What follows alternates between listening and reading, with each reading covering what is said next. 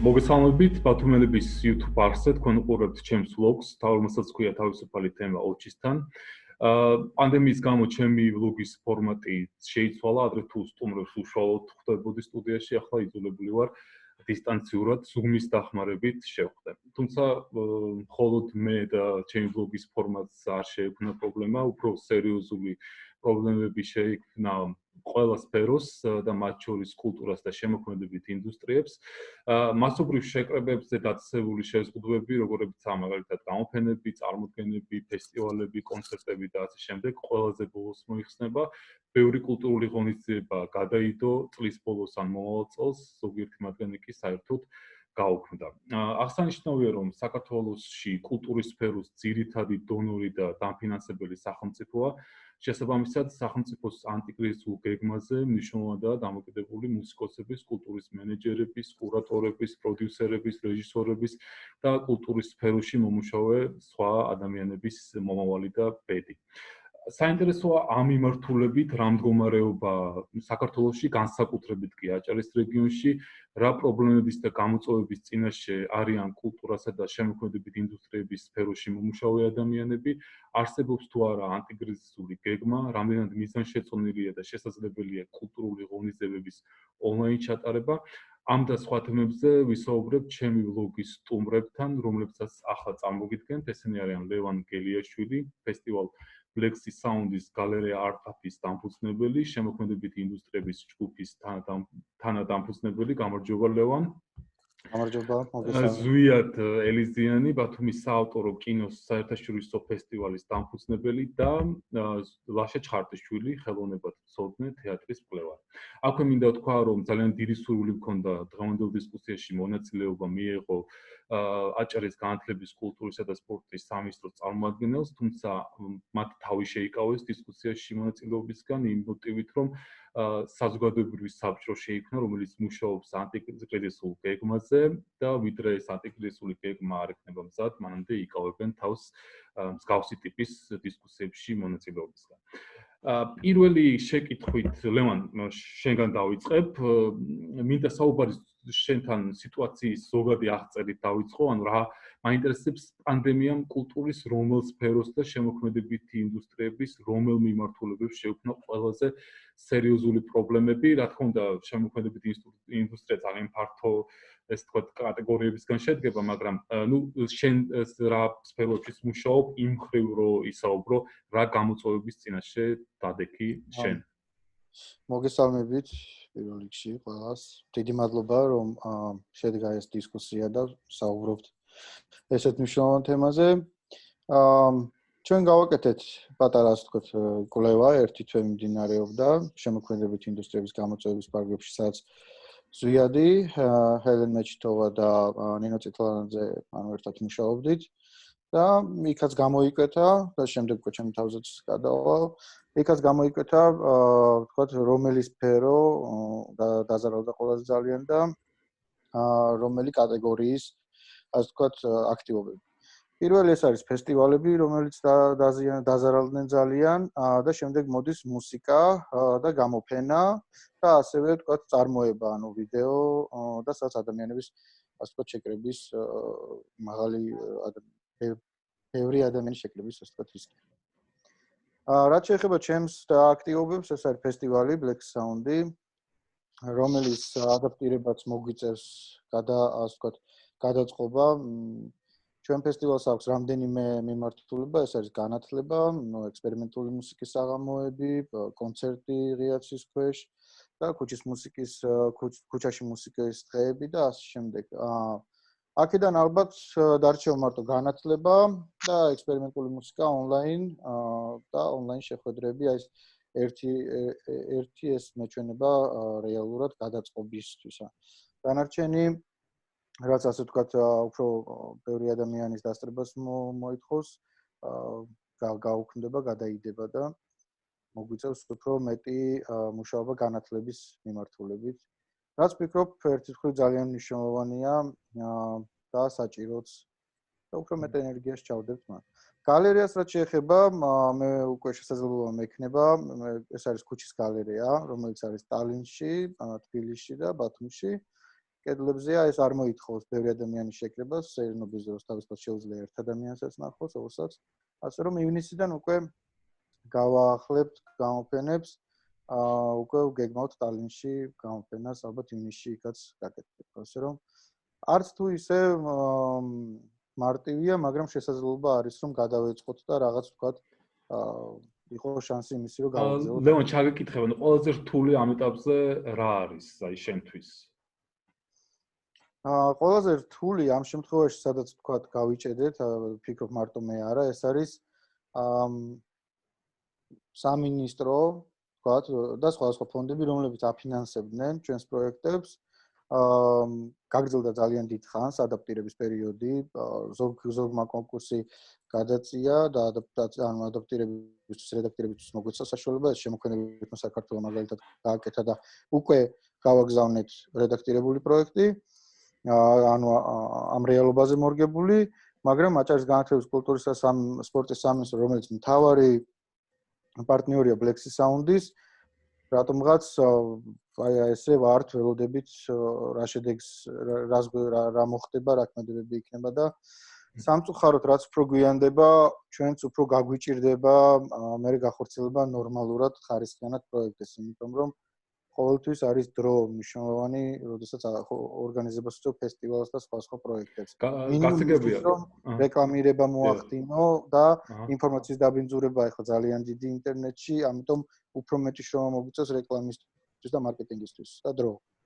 კი ბატონო, რეგიონის კულტურის პოლიტიკაზე ვისაუბრებთ, ზოგადად შენი აზრით მაინტერესებს გამოწვევებთან დაკავშირებით. აი, შენ კონკრეტულად რა პრობლემების წინაშე დგახარ დღეს? გამარჯობა, ანუ ჩვენ ფესტივალს ვატარებთ, საერთაშორისო ფესტივალს, რომელიც სექტემბერში ტარდება ტრადიციულად იცით. ამ ეტაპზე ჩვენ ჩვეულებრივად ვაგრძელებთ მუშაობას, ანუ მოსამზადებელო პერიოდს. ნუ ამ თავარი გამოწვევა ზოგადად ის არის, რომ ახლა ეს რთული სიტუაცია სოფლიო მასშტაბით, არა მარტო ჩვენთან.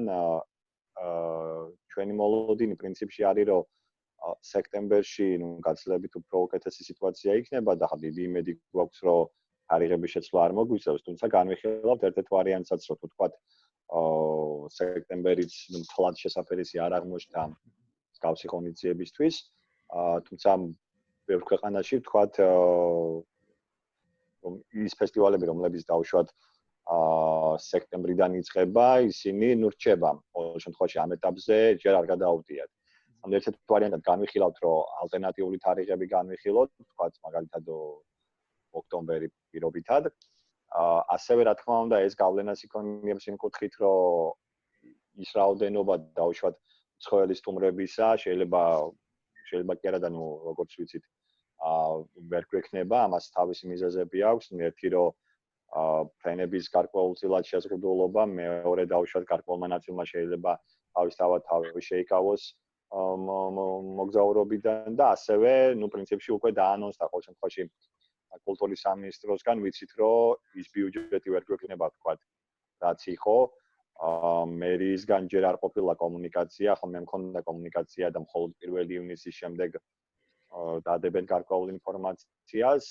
ანუ თავისთავად ჩვენს მოგვიწევს ადაპტირება. ახლა რაც შეეხება, ბარემ დავამატებ, რომ საერთაშორისო კინოფესტივალების კუთხით, ახლა ნუ ბევრი ფესტივალი დაუშვათ გაუგთა და გადაიდო, თქვათ შეცვალეს თარიღები, მოწყობილმა ფესტივალებზე თუ ვისაუბრებთ. ზოგმა თქვათ გარკვეულმა ნაწილმა, მცირე რაოდენობამ გააკეთა ადაპტირება და ონლაინ სივრცეში გადაიტანა, რასაც ჩვენ პრინციპში ნაკლებად განვიხილავთ, ისევე როგორც ბევრი კინოფესტივალი. შეიძლება გარკვეული რაღაც მცირე აქტივობები დაუშვათ ნუ რეჟისორების ჩართვები, თქვათ ტრენინგების კომპონენტში შეიძლება განვიხილოთ, მაგრამ ხო უშუალოდ ხიანად ფესტივალის ონლაინ სივრცეში გადატანა, ნუ არჩევა არ მიგვაჩნია სწორად და ნუ პლუს სხვა კინოფესტივალების მაგალითიც გვიჩვენებს, რომ ახლა ბევრი არ მიყვება ამასაც.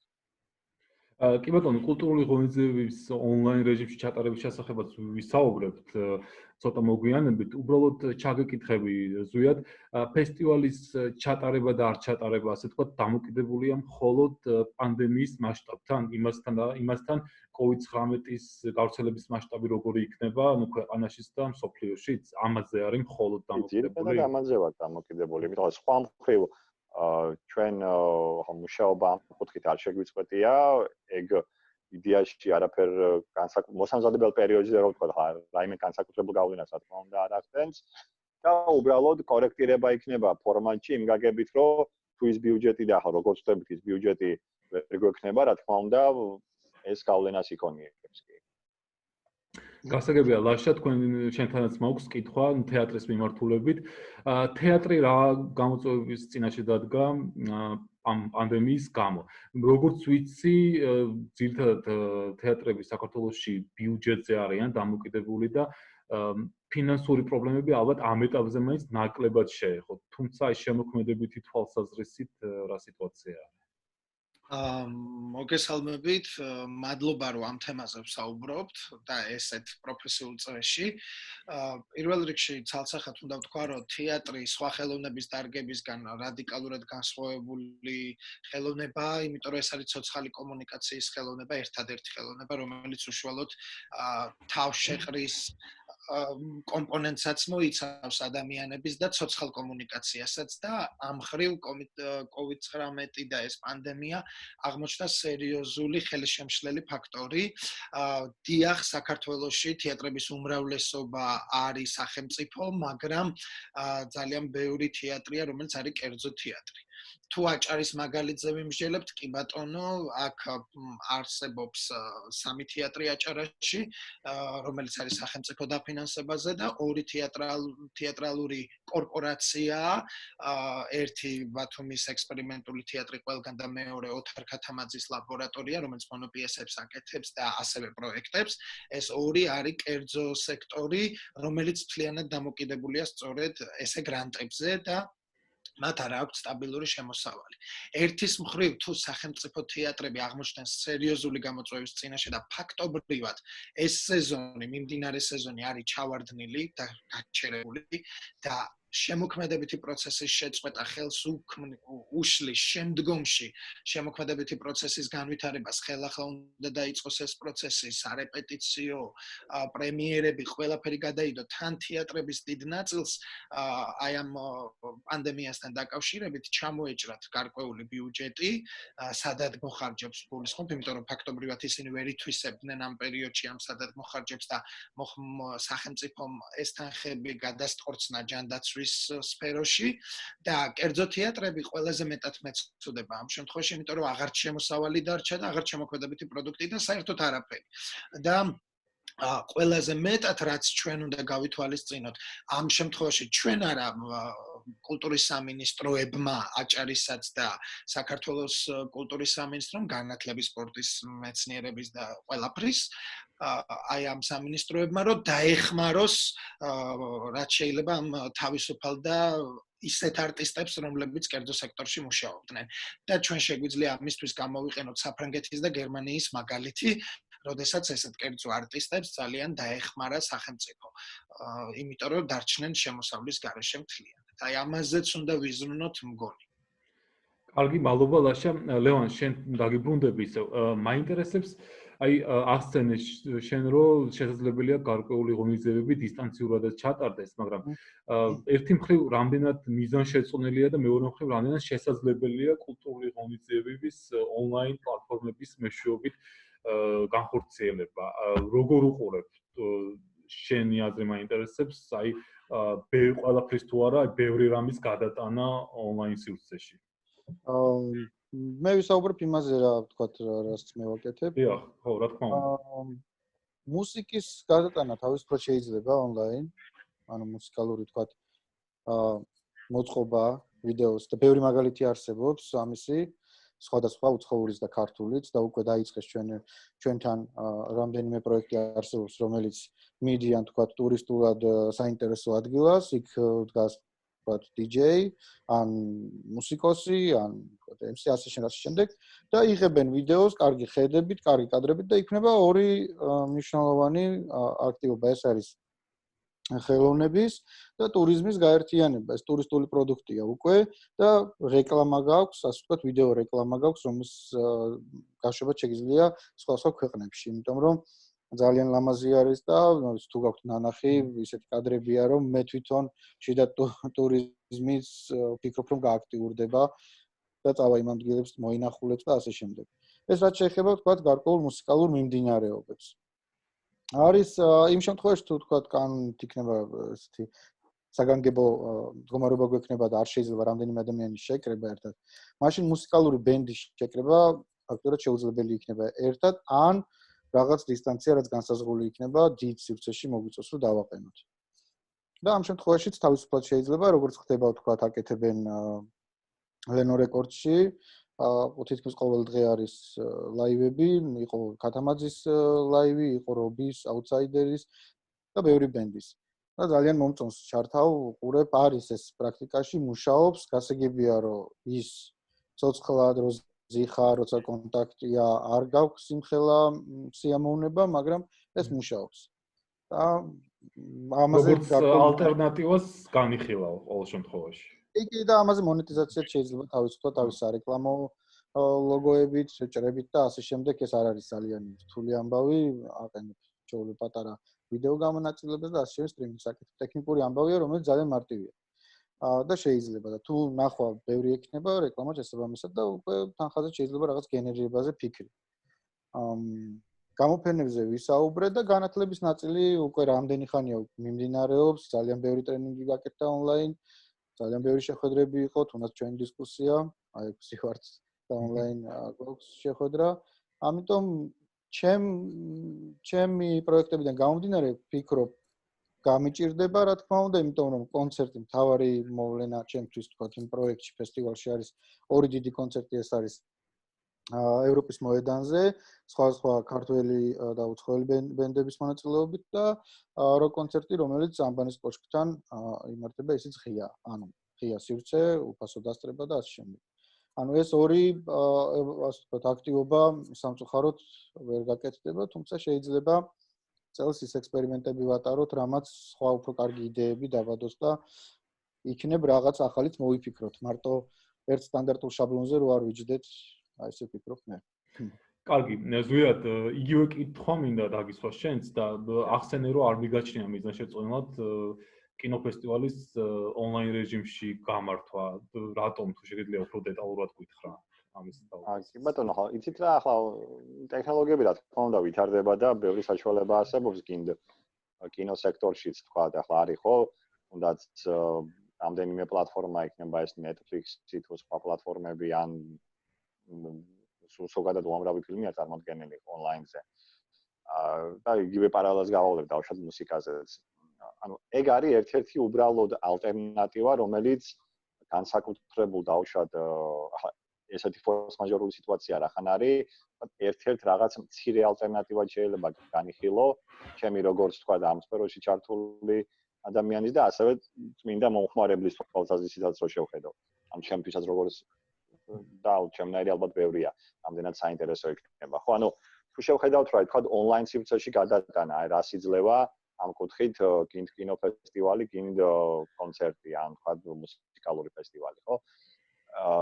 კი თქვა ამ ფორს მაჟორულ სიტუაციაში ერთ-ერთი ალტერნატივაა, მაგრამ მეორე მხრივ რო შევხედოთ რეალურად იმ გამოცდილების და იმ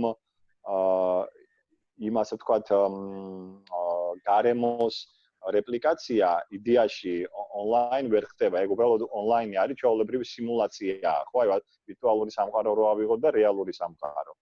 ონლაინზე განათლების კუთხით, ახლა განათლებას გაცილებით დიდი პოტენციალი აქვს ამის რეალიზების და თითქმის ეკვივალენტურ გარემოს ქმნის და ხა როცა მუსიკაზე მიდიხარ კონცერტის მოსასმენად, ხა ჩემთვის პირადად ვერ იქნება შემსვლელი და არც დავშვათ თანხის გადახდაზე ვიქნები მზად. იმიტომ რომ უამრავი ისედაც დევს ინტერნეტში, ხო? უამრავი მუსიკა, აი თქვა ნებისმიერი ბენდი რო ავიღოთ, რა ბენდიც არ უნდა ვიღოთ, რო ავიღოთ რა ონლაინ კონცერტიც არ უნდა გააკეთოს დღეს, ხო, ბევრი ბენდები აკეთებენ. ამაზე მონეტიზაცია რა თქმა უნდა ხდება, ჩვენთან ახლა ამას აქამდე კიდე კარგი ხანია ალბათ, კარგი ხანი დაჭირდება, მაგრამ თუ იმ ბენდის მოსმენა მინდა, მე ძალიან კარგი როგორც საკონცერტო, ისე სტუდიური ჩანაწერებია დადებული და ჩემთვის პირადად მომხმარებლისთვის ახლა ნაკლებად საინტერესოა. კი, ერთ-ერთი სიახლეა, ალტერნატივაა, მაგრამ ძალიან ისეთი რა არა ჩამნაცვლებელი, ასე ვთქვათ. იგივე არის კინოფესტივალის შემთხვევაში. აი ნებისმიერი ფესტივალი იქნება თუ მსგავსი ღონისძიება, მისი მთავარი იდეა და არსი არის ნეტვორკინგი, კომუნიკაცია და გაცვლა.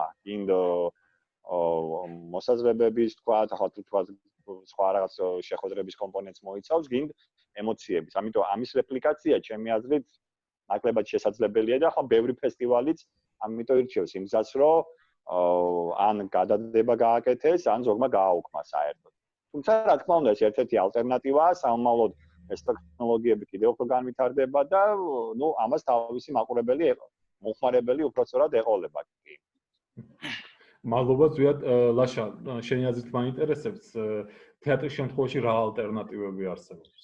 ბუნებრივია ძალიან ბევრი მიფიქრია, უკვე 2 თვეზე მეტია ამ საკითხებზე ვფიქრობ და მე სტატიაც გამოვაქვეყნე, 2 სტატია, თეატრი კარანტინში, როგორც ხელოვნება, მოქცეული კარანტინში და მეორე აი ამ გამოწვევების პირისპირ როგორ უნდა ებრძოლოს თეატრმა. ბუნებრივია მე არ ვარ პრაქტიკოსი, მე თვითონ არ ვქმნი მხატვრულ პროდუქტს, მე ვარ ამ შემთხვევაში დამკვირვებელი მხოლოდ პროცესის დამკვლევარი და მე არ მაქვს მზა რეცეპტი, როგორ შეიძლება თეატრმა აქედან თავი დააღწევს, მაგრამ თუ ჩვენ ისტორიულ გამოცდილებას დავაკვირდებით და ჩვენ აბსოლუტურად ხშირად გვითქვამს, რომ თეატრი არის კრიზისში, როცა ვლაპარაკობთ ქართულ თეატრზე და თუნდაც ბათუმის დრამატული თეატრის მაგალითი რო ავიღოთ, არ დადის ფართო მაყურებელი, ხო, თეატრში ძალიან ვიწრო მაყურებელი ყავს, სხვა რეგიონს რო შევადაროთ, აი მაგალითად თუნდაც თბილისს. ხო, არ არის ბათუმი პატარა ქალაქი და ახლა 500 კაციანი დარბაზის გავსებას და ვერ ვიტყვით იმას, რომ სპექტაკლები არ იდგმება, მაგრამ პრობლემა რო არსებობს, ეს ხო არის ფაქტი. არ ვიცი ეს მხატვრულ ხარისხშია, არ ვიცი სარეპერტუარო პოლიტიკაა ბრალში, მაგრამ მაყურებელი არის ნაკლები. როცა ეხლა ყველაფერმა გადაინაცვლა ინტერნეტში, აშკარად შეიცვალა რადიკალურად ეს დამოკიდებულება. თუმცა ის სტატისტიკა და ციფრები, რომელსაც ვაკვირდები დაუშვათ, რომელ სპექტაკლს რამხელა ნახვა აქვს ამა თუ იმ არხზე, ეს Facebook-ი იქნება თუ YouTube-ის არხი, შეიძლება მაყურებელი ბოლომდე არ დარჩეს, სისტემა აფიქსირებს იმას, ვინც შევიდა და 5 წუთში გამოვიდა თუ ბოლომდე უყურა, ეს არ ვიცით. უფრო ლიბერალური გარემო და თავისუფალი გარემო შეიქმნა თეატრის მაყურებელში. ეს კი არა პარიზის ოპერამ სევილიელი დალაქის გაშვება რო დაიწყო პირდაპირ ეთერში არაჩვეულებრივი დადგმის, რომელსაც მე პირადად სიამოვნებით ვუყურე. კი, ჩემთვის თეატრი არის რიტუალი. მივდივარ, ნაცნობებს ვნახულობ, კომუნიკაცია მაქვს ხალხთან, აი ცოცხალი შეხება იმ წარმოდგენასთან. არ აქვს ამას მნიშვნელობა, უშუალო ინტერაქტივი მყარდება შემხებლობითი თუ ირიბი ინტერაქტივი ჩემი მსახიობებთან, ხო? მაგრამ როცა ვაკვირდებოდი, დაიწყო სპექტაკლი 2000 მაყურებელზე და ბოლო მოქმედებაზე უკვე 800 მაყურებელი დარჩა. ნახევარზე მეტი გავიდა ამ ონლაინ ჩვენებიდან. ესეც არის, თუმცა ძალიან ბევრმა თეატრმა ამით უფრო მეტი მაყურებელი მოიზიდა. ჩვენთან არის პრობლემა ძალიან ბევრი და მათ შორის ეს უკავშირდება ტექნიკურ პრობლემას. ჩვენი თეატრი განსაკუთრებით რეგიონში ვერ მისდევს ტექნოლოგიურ პროგრესს. რაც ხდება, თეატრი ყოველთვის ითვისებს ევროპაში, ამერიკაში ტექნოლოგიურ პროგრესს და ეგრევე მის სამსახურში აყენებს. ჩვენთან ეს უჭირთ. მაინც ტრადიციული გზით მივდივართ, რომელიც არის ტექსტზე დაფუძნებული თეატრი და ნაკლები ეფექტებია და ასე შემდეგ. მიუხედავად იმისა, რომ ბათუმის თეატრს ახლა მეტი შესაძლებლობა გაუჩნდა, იმიტომ რომ აქვს კარგი ინფრასტრუქტურა და კი ბატონო ახლახან დამთავრდა ეს რეაბილიტაცია, მაგრამ ჯერ ყოველ შემთხვევაში ჩვენ არ გვინახავს შედეგი ამ შენობის შესაძლებლობების, სცენის ტექნიკური შესაძლებლობების.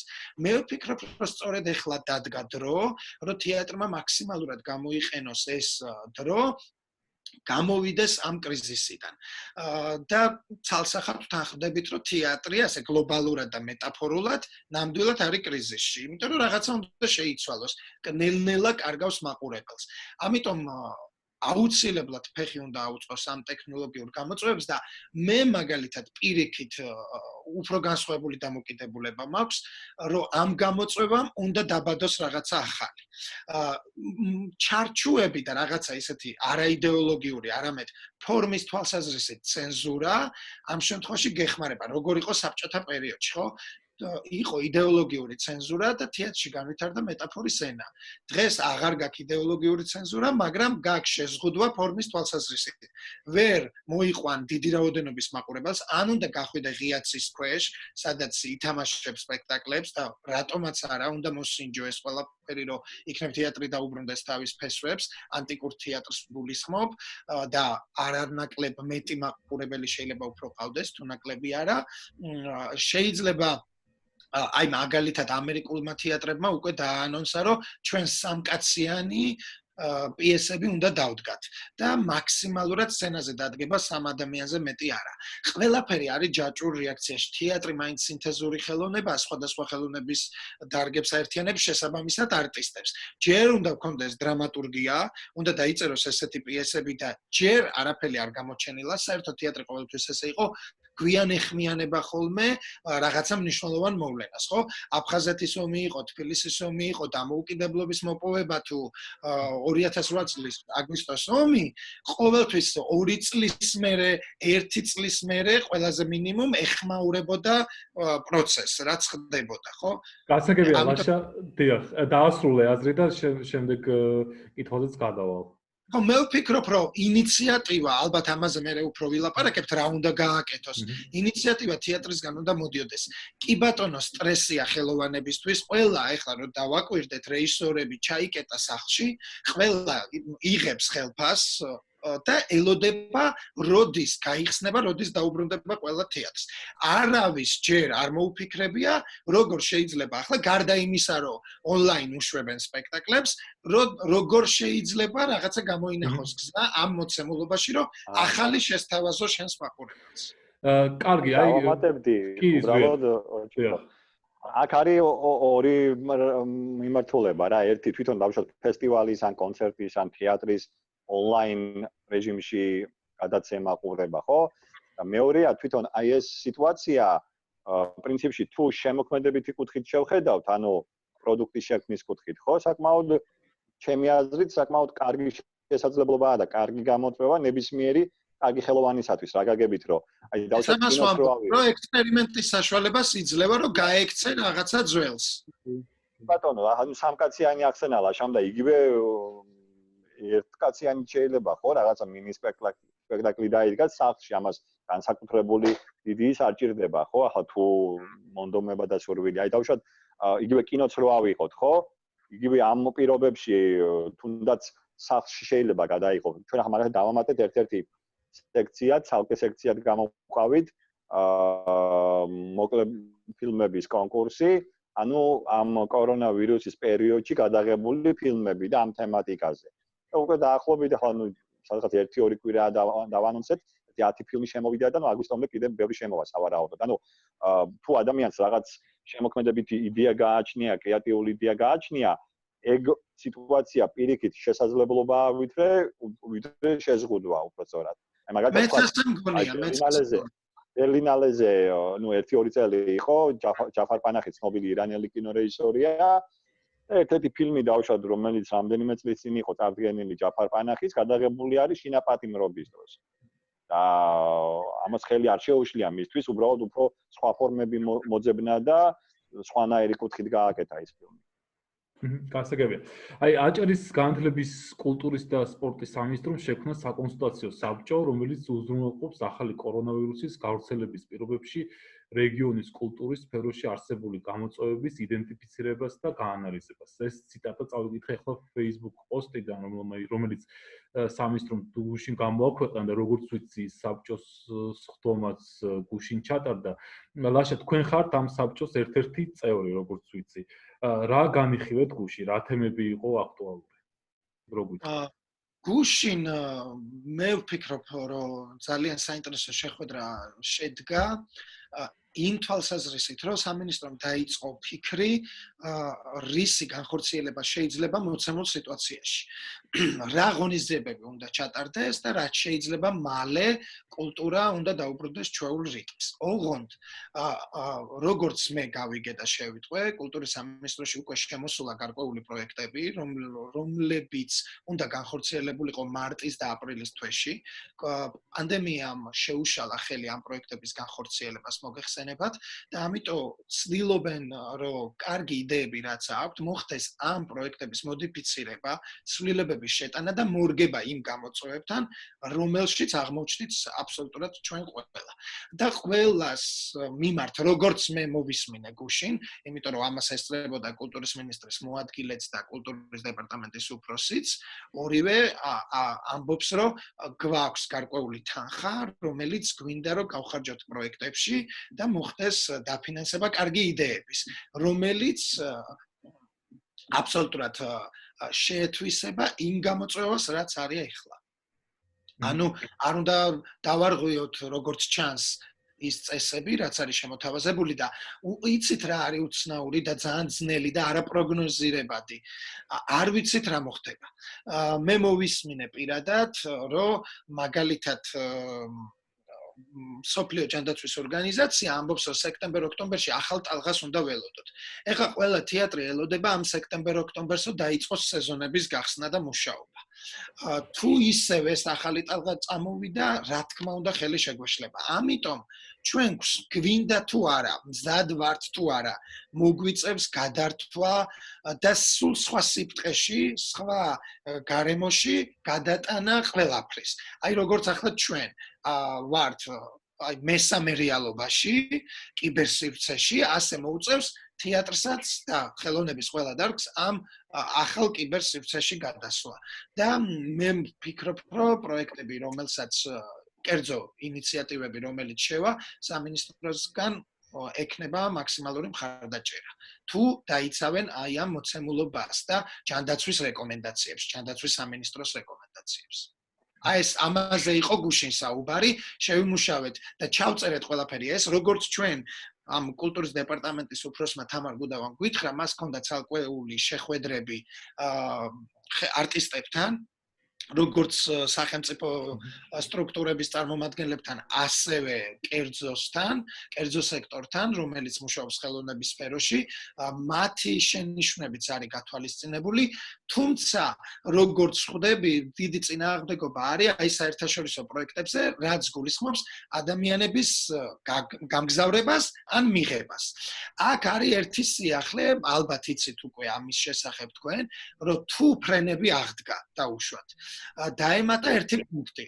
მიმღები მხარეც საქართველოს ამაში შედის და ევროკავშირი თავისთავად და ინიციატორი იყო ევროკავშირი. თუ ვინმეს მიიღებს ევროკავშირი ლუგარის ლაბორატორიის დასკვნა უნდა კონდეს, რომელიც 200 ევროს აღემატება ფასი აი ამ ცნობის ჯანმრთელობის შესახებ და გამგზავრების დროსაც რომ გამოუშვას ევროპამ, ასევე ეს ზრდის თავისთავად თანხებს. ანუ ერთ ადამიანზე 400 евро ბიუჯეტში უნდა გაჩნდეს და ბიუჯეტი პირიქით მცირდება, იმიტომ რომ ყველაფერი გადატყორცნილია ჯანდაცვაში. კარგი, ლევან, აი შენ რა მოლოდინები გაქვს ამ საბჭოს მუშაობასთან დაკავშირებით? როგორ რას ელოდები? მოლოდინი ოცი მოლოდინი არ მაქვს. ანუ ასეთი შექმნილი იმიჯი რომ რას გააკეთებენ და ასე შემდეგ, ეს ზედაპირულად არ მაქვს, რა თქმა უნდა. თუმცა იმედი მაქვს და ადამიანები ვინც ჩართულები არიან ამ საბჭოში, იმედი მაქვს რომ ყველაფერს გააკეთებენ და დარწმუნებული ვარ ეცდებიან რომ ყველაფერი გააკეთონ იმისთვის რომ მიზანს მიაღწიონ. მაქვს უბრალოდ კითხვა რაც მიჩნდება, რის ნიადაგზე ხდება ანალიზი ამ ყველაფრის და როგორ არის ლაშა შემდა კითხო თუ არა, მაგრამ მაინც კითხავ. როგორ აი მაგალითად თეატრის შემთხვევა ავიღოთ, მაინტერესებს როგორ მიიღე გადაწყვეტილება რეკომენდაციების, რის ნიადაგზე მიიღე და როგორ ეს იყო ინტერვიუები, ეს იყო გამოკითხვა, ანალიზი, ვთქვათ და ამ შემთხვევაში კიდევ ასეთი რამ მაინტერესებს არის თუ არა საჭირო ჩაერთოს ამ ყველაფერში იგივე მარკეტერები, ვთქვათ, მკვლევარები და სხვადასხვა წარმომადგენლები, ექსპერტები, რომლებიც სხვა ისეთ ინფორმაციას დადებენ, რაც ვთქვათ, იგივე შეიძლება მე, თქვენ და სხვა ხელოვნების წარმომადგენლებმა არ ვიცოდეთ, იმიტომ რომ ეს ჩვენი პროფესია არ არის. მე მქონდა წვეტა თქვენთან კარგად ვერ მოვისმინე კითხვა, მე მგონი ინტერნეტის ხარვეზი იყო. ერთად და დავამატე. მე მგონი რის საფუძველზე ვფიქრობთ, რომ რაღაცა მივიღოთ ახალი რეკომენდაციები, ხო? ეს იყო კითხვა. ეს იყო და კიდევ კითხვა იყო ასეთი, რომ მაგალითად მე თქვენ ისეთი პროფესიის ადამიანები არა ვართ, როგორც მარკეტერები, ანალიტიკოსები და მკვლევარები. და ასე შემდეგ. ვფიქრობ თუ არა, რომ მათი ჩართულობა აუცილებელია, იმიტომ რომ შეიძლება ის რეკომენდაციები, რაცაც ჩვენ გავცემთ, ვთქვათ, ხელოვნების წარმომადგენლები, ვთქვათ, არტ მენეჯერები და ასე შემდეგ, არ იყოს რეალობასთან ახლოს. შეიძლება, ხო? იმიტომ რომ მარტო პროექტის მენეჯმენტში არ შედის მარტო ვთქვათ, იმის ცოდნა, როგორი მუსიკა, როგორი სპექტაკლი, როგორი კინო, ან როგორი რაღაც უნდა იყოს წარმოდგენილი. ჩვენი საბჭო შინაარსობრივ ნაწილში, როგორც მე მივხვდი, არავითარ შემთხვევაში არ იჭრება და არ შედის. ჩვენი დავალება ერთადერთი არის, რომ შევიმუშაოთ რეკომენდაცია, რომ რაც შეიძლება მალე დაიწყოს სამინისტრომ განაახლოს პროექტების მიღება, ახალ რეალობასთან მორგებული პროექტების მიღება, პირველ რიგში ეს უნდა მოხდეს. მეორე, რის საფუძველზე ხდება პირველი კითხვა ეს იყო. როგორც ხვდები, ეს არის, არ ვიცი, როგორი კომუნიკაცია ქონდა სამინისტროს კონკრეტულ არტისტებთან, მაგრამ ყველა სფეროს წარმომადგენლებს ზოგს წერილობით, ზოგს ინტერნეტ სივრცეში შეხვდა, რაღაცები გამოიკითხა, როგორც ვიცი, იმიტომ რომ პრეტენზიები რაც იყო თქვენი მხრიდან, ჩვენ გაგვაცნო სამინისტრომ ყველას, ამ საბჭოს წევრებს, რომ აი ესეთი პრეტენზიებია და როგორ შეიძლება მოვაგვაროთ ეს პრობლემა, დაგვისვეს ჩვენ კითხვა. ჩვენ შევთავაზეთ, რომ აი მაგალითად, მე უბრალოდ გავაცან ის, რომ თუ ვინმეს უნდა ვიღაცის ჩამოყვანა, უნდა იცოდეს ეს რეალობა, რომ ეზრდება ბიუჯეტი, ან იქნება ფრენა, ან არ იქნება და ამისთვის უნდა იყოს მზად და იქნებ ეს შეხვედრა, მასტერკლასი და ასე შემდეგ გაიმართოს ონლაინ სივრცეში და ბიუჯეტებზეც მაქსიმალურად ჩვენი თხოვნა და დამოკიდებულება ისეთია, რომ არ შეიცვალოს და ბევრი არაფერი არ დააკლდეს იმ მოცემულობაში და გაჩნდეს ახალი ინიციატივა იმ პროექტში, რა შეიძლება დაემატოს ამ თანხაში. და ანუ უფრო მრავალფეროვანი რო გახდეს პროექტი. აი ესეთი განწყობა არის ყოველ შემთხვევაში და დანარჩენ შეხვედრებზე ალბათ ეს უფრო კარგად გამოიკვეთება. ანუ გუშინ ჩვენ რა რეკომენდაციებიც მივეცით, ეს ყველაფერი იქნება გათვალისწინებული ახალ რეგულაციებში და რეგულაციები უახლოეს მომავალში გამოქვეყნდება და დაიწყება პროექტების განხორციელება. აი ზუსტად მაგას ვკითხულობდი, ლაშა, რომ ხომ არ არის საჭიროება იმისი, რომ იგივე ბიუჯეტირების კუთხით რა ვიღოთ, ისეთი ადამიანების ჩართულობის, ვინც კონკრეტულად იცის ტექნიკურს გულისხმობ გამოსავლები, ანუ გამოსავლის გზების შემოთავაზება შეუძლია, ვთქვათ, იგივე მარკეტერებიც ყველა არ ვახსენე, იმიტომ რომ ძალიან დიდი მუშაობა იქნება ახლა საჭირო ამ მიმართულებით, იგივე ვთქვათ, მკვლევარები, ადამიანები, რომლებმაც კარგად იციან, როგორ იკვლიონ ჩვენი საჭიროებები და შემდეგ მოხდეს. ანუ ამას გულისხმობთ, ეს რამდენად სწორი იქნება, რომ მარტო ვთქვათ, ისეთი სფეროს ადამიანები იყოს წარმოდგენილი და იზეოდეს რეკომენდაციას, რომელიც მაინც ძირითადად ხელოვნების სფეროში არიან და არა როგორც მენეჯერები.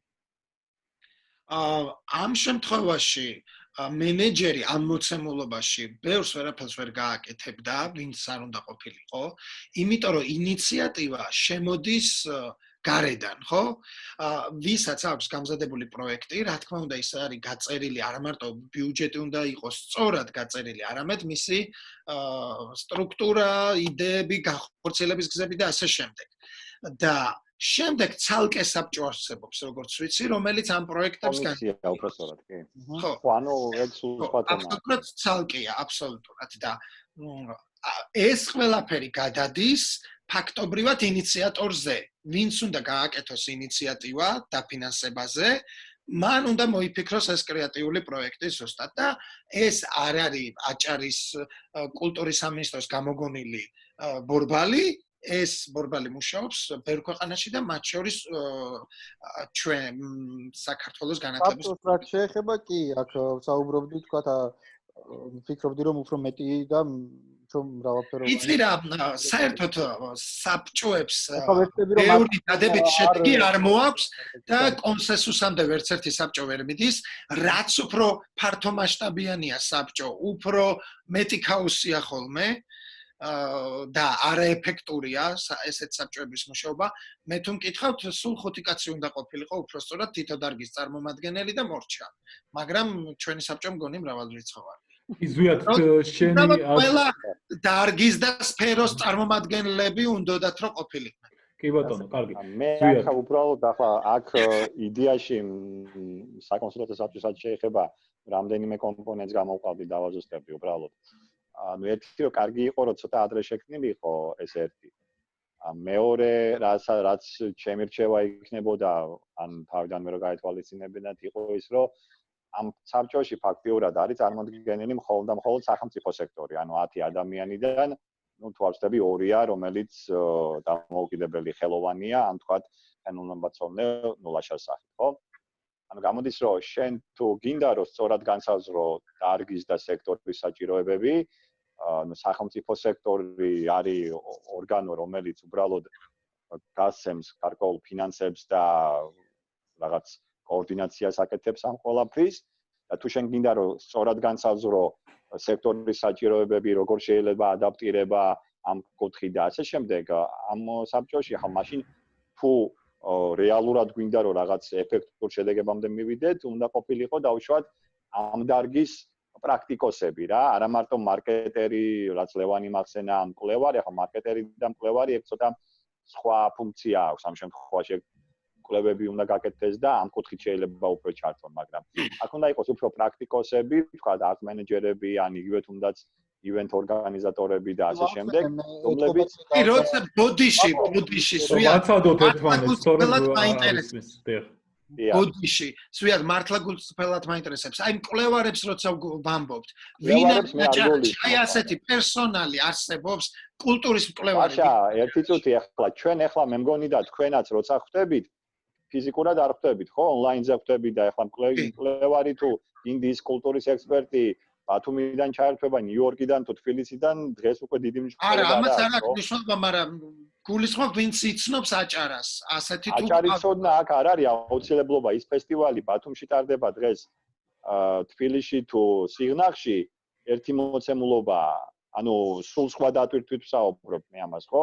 ანუ რა გამოწვევებია პრაქტიკული კუთხით. აი ეს ვიგულისხმობ. გასაგებია.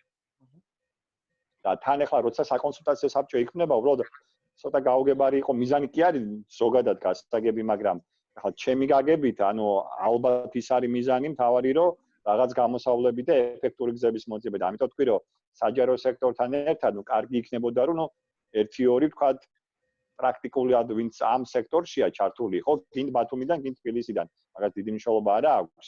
აი ისინიც რო ყოფილიყვნენ მოწვეული, ვისაც უშუალო შეხება აქვს, შეიძლება ერთმანეთშიც ხო კომუნიკაციას აკეთებენ ამ სექტორის წარმომადგენლები, ხო? და გარკვეული რაღაც მოსაზრებები დაწუნებული ვარ იქნებოდა საინტერესო. ან შეიძლება თქვა თუ რახან ეს ვერ მოხერხდა, თქვა საკონსულტაციო საბჭომ გარკვეული კომუნიკაცია გააკეთოს იგივე სამინისტროსთან ერთად ან რაღაც იდეები მოისმინოს უფრო ჩაშლილად დაუშვათ კონკრეტული მიმართულებებით. ესეც ერთ-ერთი ეფექტური მიდგომა იქნება სავარაუდოდ. კარგი, მე როგორც ვიცი, კულტურის დეპარტამენტის ხელმძღვანელს ჰქონდა თქვენთან ან ბენეფიციარებთან კომუნიკაცია და ის პრობლემები და საჭიროებები რაც თქვენ წინაშე არსებობს, ეს გაუზიარეთ. არა, ეს კომუნიკაცია იყო კონკრეტულად რაზე? ეს შედგა ფესტივალები, ანუ საფესტივალო კონკურსი არსებობს, ხო, ფესტივალების კონკურსი, აი, ვისაც შეტანილი ქონდა განაცხადი თვალსაჩინო 28-29 ორგანიზაცია, აი, ამათთან იყო, ну, ჯგუფება და 29-ე ჩაერთვებოდა, ხო? და ძირითადი კომუნიკაცია იმაზე იყო, რომ თქვა, რომ გასაგებია უკვე რომ განახევრდა ბიუჯეტი, თუ იყო 60,000, ხა ჩვენ ესე გვითხრეს ყოველ შემთხვევაში შეიძლება თითო პროექტზე მაქსიმუმ 30,000 გაიცეს, ანუ სავარაუდო მონახაზი ამ ეტაპზე ეს იყო და თქვა, გაჟღერდა კიდე რომ ახლა არ ვიცი უში როგორი იყო ახალაშა შეიძლება და კონკრეტოს ერთ-ერთი იდეა იყო და ჩვენი მოსაზრებები მივაწოდეთ წერილობითაც რომ აი გაჟღერდა იდეა რომ თქვათ ეს ახან შეცვლილი სიტუაცია ახალი კონკურსის სახით ჩატარდეს რა ისი აუცილებლობასაც ჩვენ ვერ ხედავთ და პრინციპში აბსურდია იმიტომ რომ კონკურსი ჩატარდა მიღებულია განცხადებები და უბრალოდ საჭიროა რა თქმა უნდა ახალი პირობების შექმნა ბიუჯეტის მოდიფიცირება ანუ ლიმიტების ყველა ვინც შემოიტანა შეძლოს ეს ადაპტირება თქვა 2 კვირის განმავლობაში შეიტანოს ადაპტირებული პროექტები და ნუ მე კომისია განიხილავს კი ასეც არის ჩაფიქრებული ასეც არის ჩაფიქრებული როგორც ვიცი ანუ ძველი პროექტები მოდიფიკაციას განიცდის განახლდება მოერგება რეალობას და არ არის აქ აუცილებლობა ინიციატივებიც იქნება მიღებული კარგი ლევან რაღაც დამატება გინდა კი დავაზუსტებ კომუნიკაციასთან დაკავშირებით როგორ შედგა კონკრეტულად კომუნიკაცია პირველ რიგში მოხდა კონტაქტი რამდენიმე დღის წინ ჩვენთან და ეს იყო მხოლოდ ფესტივალების კონკურსის შესახებ ინფორმაციის გაცნობა. ანუ აქ არ იყო კითხვა საჭიროებებზე. ვერ გავიარეთ ვერც ერთ საჭიროება ჩვენ იქ. ეს იყო ინფორმაციის მიღება, რა გადაწყვიტა სამინისტრომ კონკრეტულად ბიუჯეტირების სახით, ან ბიუჯეტის სახით და რა იქნებოდა შემდეგი სვლები. შემდეგი სვლა იყო რომ 7 მაისს, როგორც მახსოვს, ზუსტად ეგრე იყო, არ მახსოვს ზუსტად რიცხვი. ხო, დაახლოებით მასე იყო. 7 მაისს უნდა გამოცხადებულიყო კიდევ ერთი კონკურსი. ეს იყო საუბარი. აქ არ ყოფილა საუბარი იმაზე, რომ ჩვენ გქონოდა ან დრო იმისი, რომ რაღაც თემები გაგველო, ან ის ადამიანები, ვინც იქ ვიყავით, სხვადასხვა ლოკაციის, რეგიონის წარმომადგენლები ვიყავით, არ იყო მარტო კაჭარიდან, ადამიანები ეს იყო კონკრეტულად ფესტივალების კონკურსისთვის შექმნილი აქტივობა, რომელიც მოიცავდა საინფორმაციო, ანუ კამპანიას. ინფორმაცია მოგვაწოდეს. და შემდეგ უკვე ინიციატივა ჩვენგან წამოვიდა, მე და ზვიადმა ერთმანეთშიც გავცვალეთ აზრები და ზვიადმა დააფიქსირა იქვე ქოლის დროს, რომ რაღაც ვთქვათ, იგივე ახალი აპლიკაციების მიღების შესახებ და ასე შემდეგ და ჩვენ დავწერეთ დოკუმენტი და გაუგზავნეთ კონკრეტულად ფესტივალებთან დაკავშირებით, აი იმ კონკრეტულ აქტივობაზე, რაც მათ ჰქონდათ გათვალისწინებული ეხლა ბოლოს. ანუ ეს არ გულისხმობს იმას, რომ ჩვენ ვიყავით ჩართულები რომელიმე პრობლემის, რომელიმე ვთქვათ, გამოწვევის ასე ვთქვათ, გამორკვევაში და საჭიროებების გამორკვევაში. არ ყოფილა ასეთი კომუნიკაცია, ყოველ შემთხვევაში ჩემთან არ ყოფილა, ზვიადთან თუ იყო, არ ვიცი ან სხვებთან.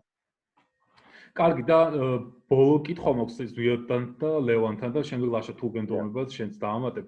აი თქვენი ინიციატივით თუ მიმართეთ, თქვათ, თქვენივე პროექტების მოდიფიკაციაზე, თქვენ თუ წარუდგინეთ გეგმა, თქვენი ინიციატივით, თქვათ, სამინისტროს ინიციატივა თუ გამოიჩინეთ, აი მოკლედ რო დავსვაებ კითხვა ლევან შენ. ზვიად კი ბატონო, შენ უპასუხე. ხო, პრინციპში ხა უშუალოდ პროექტის მოდიფიცირებას რაც შეეხება, ჩვენ დამოუკიდებელი ინიციატივას ამ შემთხვევაში დიდად აზრი არ აქვს რა გაგებით. ანუ რახან შედგა ეს კომუნიკაცია და ჩვენც ველოდებოდით, რომ ხო, ალბათ ლევანი შენც გეკნებოდა შეიძლება მოლოდინი, რომ რაღაც მოდიფიცირება პირობებში ალბათ მოხდებოდა. ანუ ჩვენ მოვისმინეთ ეს ინფორმაცია, ანუ აქ მოდიფიცირება რო გააკეთო ამ პროექტს, რა თქმა უნდა, უნდა იცოდეს ზუსტად, აი როგორ იცვლება იმ ბიუჯეტის ლიმიტი და რა პირობები ექნება ახალი ხო სამინისტროს. და ჩვენ რა თქმა უნდა მეც და ახლა ლევანსაც ლევანმა გააჟღერა თავისთავად რა მოდიფიცირებას აკეთებს ეხლაც. მოკლედ მეც ვისაუბრეთ, ანუ ჩვენთვის რა თქმა უნდა წარმოდგენილი გვაქვს, აი როგორ შეიძლება შევცვალოთ. როგორც ჩვენ ველოდებოდით ამ შემთხვევაში სამინისტროს რაღაც პირველად ასე ვთქვათ პირობებს წინასწარი მონახაზი, აი როგორ შეიძლება რა მიმართულებით იცვლება ეს პირობები, რომ ამაზე გავაკეთოთ ადაპტირება, იმიტომ წინა შემთხვევაში ისე რთულია ადაპტირება თუ იმიტომ რომ ადაპტირება შეიძლება შენ გააკეთო და მე აღმოჩნდეს რომ ეს არ არის მორგებული იმ პირობებზე, რომელსაც თქვა სამინისტრო გამოაცხადებს რა. გასაგებია. ლევან, რამეს სხვა არ დაამატებ შენც? ვიტყვი ერთს რომ ინიციატივის გამოხატვა ასე ვერ მოხერხდება, იმიტომ რომ იყო კონკრეტული დედლაინი მორჩა და შემდეგ გამოცხადდა უკვე საგანგებო. ანუ მე ვფიქრობ რომ დედლაინი, როდესაც მორჩა, უკვე ახლიდან მიღება პროექტების, არ ვიცი რამდენად სწორი იქნება, უბრალოდ მოდიფიკაცია უნდა მოხდეს იმ იდეების, რაც შევიდა, იმიტომ რომ ასია მიღებული ადამიანმა იმუშავა, ასე ვთქვათ, მიიტანა პროექტები, დაგეგმა და ასევე შემცირებულია ბიუჯეტი, ანუ 30000 გახდა 60-ის ნაცვლად. ახალი იდეას როგორ ფიქრობთ, რამდენად შესაძლებელია რომ ეს აღარაა უკვე ფაქტიურად და ანუ ეს არ გულისხმობს იმას რომ რომელიმე პროექტი აუცილებლად იქედან უნდა დაფინანსდეს, ოკეი, კაი, გასაგებია, მაგრამ 29 პროექტიდან ნუ თუ 30000 ასე ვთქვათ, მაქსიმუმ 30000-იანი ბიუჯეტის რამდენი პროექტი ვერ გამოვა იმ 29-დან, რომელიც შემოვიდა, რომელიც ადაპტაციას გააკეთებს. ანუ გამოდის რომ იქიდან უმრავლესობა ადაპტაციას ვერ გადის, ანუ ეს კვლევაც გავაკეთეთ, ვიცით საიდან, მე რომ ანუ ჩვენ ვიცით რომ იმ 29-დან უმეტესობა ვერ გადავა, ვერ მოერგება რეალობას და მაინც და მაინც იმ ორგანიზაციებმა, რომლებმაც ვთქვათ, შეიძლება ვერ გადააკეთონ პროექტი, მხოლოდ ამ წლისთვის მიეცეს ბიუჯეტი და მხოლოდ ერთი კონკრეტული ახალი ფესტივალის დაბადებისთვის, რომელიც შეიძლება მომავალ წელს არ გახორციელდეს იმის გამო, რომ ისევ ძველ ფესტივალს დაუბრუნდება ის ორგანიზატორი. ანუ ძალიან საინტერესო მიდგომა ამაშიც, რამდენად მოხდა ამის გაანალიზება, რომ ამდენი შემოვიდა პროექტი ამ დედლაინზე და შემდეგ გაანალიზდა თუ არა ის, რომ ახალი იდეები რამდენად სწორად იქნება მომავალ წელს გახორციელებული და რამდენად იქნება იმის შესაძლებლობა, რომ იმ ორგანიზაციამ, რომელმაც წელს მიიღო თანხა იმისთვის, რომ არაფრის კეთების ნაცვლად ახალი გაეკეთებინა, რამდენად არის იმის გარანტია, რომ ორ ფესტივალს გააკეთებს მომავალ წელს. იმიტომ რომ წინა ფესტივალს რამდენიმე წელი ააკეთებს თქვა და ხომ არ დაივიწყებს. ანუ ეს კითხვებიც არის, ეს არის აქსიომა, რა თქმა უნდა. ანუ ბევრი კითხვა, რომელიც არის, მე ვფიქრობ, გასავლელი კიდევ აი ამ ან დავამატებდი რომ ახლა ამ არსებულ პირობებში რა თქმა უნდა ყველას გვესმის ეს რეალობა, ამ რეალობაში ვცხოვრობ და ისიც ძალიან კარგად გვესმის რომ ის ბიუჯეტი ვერ იქნება ადაპტირება უნდა გავაკეთო და ასე შემდეგ. აქ ალბათ ჩემი აზრით ახლა მთავარი ერთ-ერთი ფაქტორი, გადაწყვეტილების მიღებაში ის უნდა იყოს რომ ლევანმაც ახსენა უკვე რომ ახლა როცა ბიუჯეტი ნახევრდება, იმ 29-ის დიდი ნაწილი ისედაც ვერ დაფინანსდება, ხო? ანუ ახალი იდეები კიდე რომ შემოვიდეს, ფაქტიურად ბიუჯეტი არ გაქვს. და თუ კი გამოაცხადება ახალი ტიპის კონკურსი, ანუ არ არსებულ ბიუჯეტზე აცხადებ, გამოდის ეს ერთი. მეორე, ეს ეხება ფესტივალებს ახლა ამ კონკრეტულ შემთხვევაში. ეს თუ თავისუფალი პროექტები იყოს, მაშინ სხვა კრიტერიუმები შეიძლება იყოს, ხო? ფესტივალები არის რა? ფესტივალები, რომლებიც უკვე რამდენიმე წელი არსებობენ, ზოგი ვთქვათ 3 წელი, ზოგი 5, ზოგი 15, რომელზეც ვთქვათ გარკვეული გუნდები მუშაობენ, რაღაც წარმატებას მიაღწიეს და არსებულ პირობებში ისედაც რთული სიტუაცია რახან არის. ალბათ უმჯობესია რომ მით უმეტეს 29 პროექტიდან საკმაოდ დიდი სპექტრია არჩევანის, ხო? თუ კი მოდიფიცირება მოხდება პირობების, რა თქმა უნდა, დიდი ნაწილი სავარაუდოდ შეძლებს მოერგოს ამ პირობებს და ეფექტურობის, ანუ გრძელვადიანი ეფექტურობის თვალსაზრისით გაცილებით უფრო მნიშვნელოვანია, რომ არსებული ფესტივალები, რომლებიც წლები არსებობენ, გარკვეული დრო, რესურსი, ენერგია არის ჩადებული და რაღაც შედეგი არის მიღწეული, აი ამ რთულ სიტუაციაში, აი ამ გარკვეულ ფესტივალებზე გაკეთეს აქცენტი. ახლა მე გულისხმობ რას, რომ იმ 29-დან დავუშვათ, ხო? აი ამ ჩვეულებრივად როგორც აფასებდა ადრე კომისია, ისე შეაფასებს კომისია, ვთქვათ 29-დან რასაც ბიუჯეტი ყოფნიდა ადრე და ეხლაც რასაც ეყოფა იმ პრინციპით შესაბამისი რაოდენობა პროექტების დაფინანსდება და მთავარი არის რომ ფესტივალებზე რახან არის ისევ და ისევ საუბარი ჯობს რა განგზნობადობის, გრადობის და აი მსგავსი ფაქტორების გათვალისწინებაც მოხდეს, ვიდრე ვთქვათ რაღაც როგორც ეგან იყო ნახსენები, ვთქვათ შეიძლება რაღაც ახალი იდეა, მაგრამ რომელსაც გრძელვადიან პერიოდში დიდი გაგრძელება არ ექნება.